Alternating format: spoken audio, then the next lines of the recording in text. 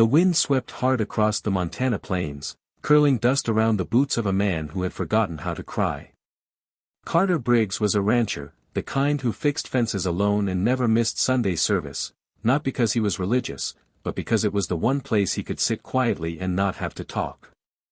At 49, Carter lived a life built on routine. Sunrise meant coffee, noon meant checking the herds, and sunset meant a meal eaten in silence under the copper skies. He didn't go into town unless he had to, and even then, he spoke with as few words as possible.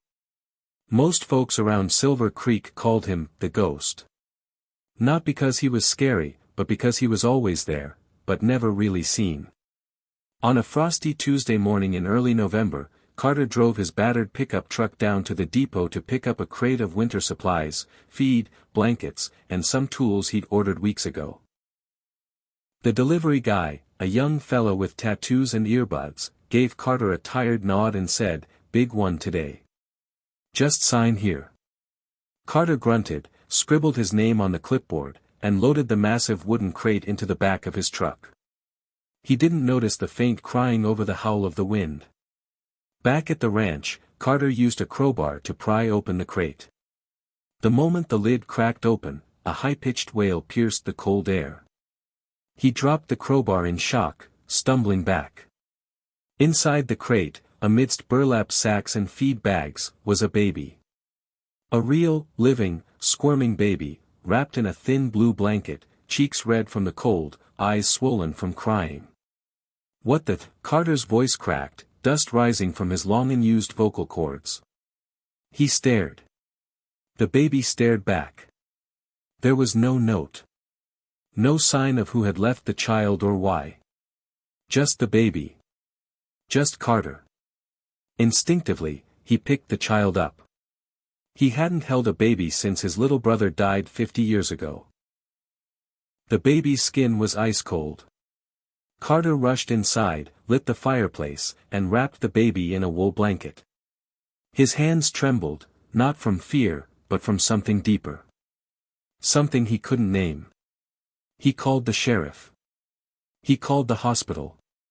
He called every number he could think of. Nobody knew anything. No reports of a missing child. No witnesses.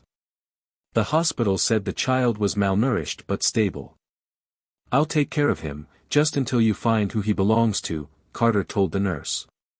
Her name tag read Melissa, and her eyes softened when she saw the man's cracked hands trying to hold a baby bottle. "You know how to do this?" she asked gently. "No," Carter said.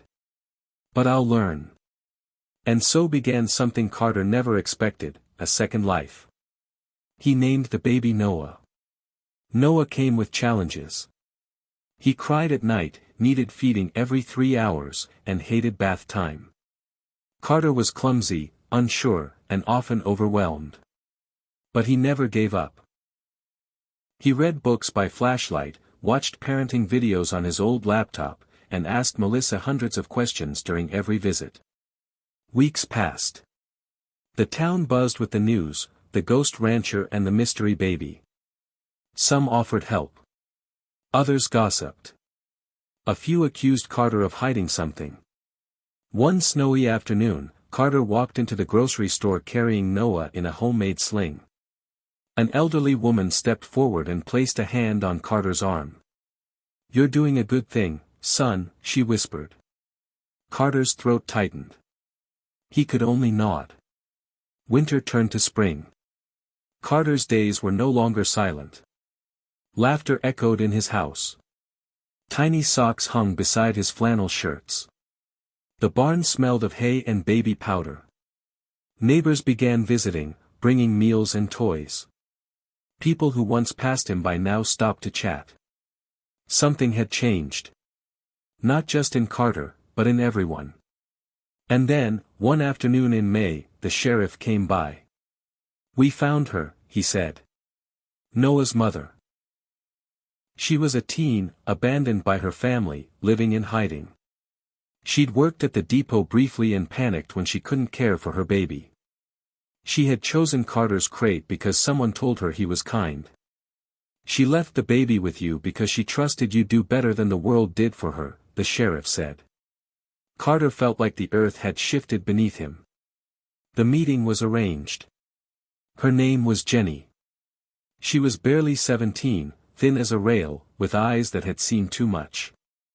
I didn't know what else to do, she whispered, staring at the floor. I just wanted him safe. Carter looked at Noah playing on the rug.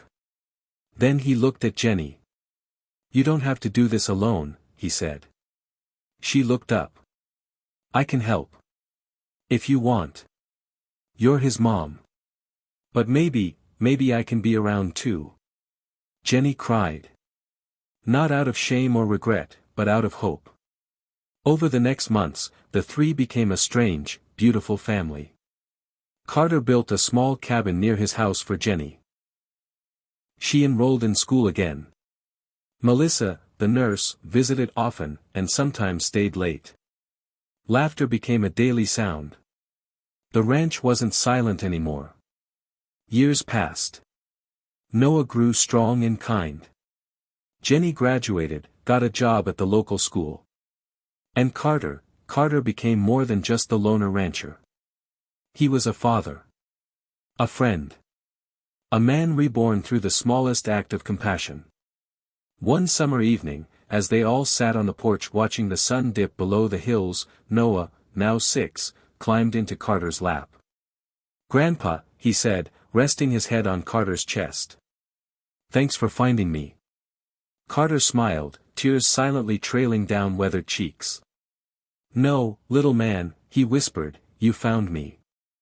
Sometimes, it takes the smallest heartbeat to awaken the sleeping soul of the world.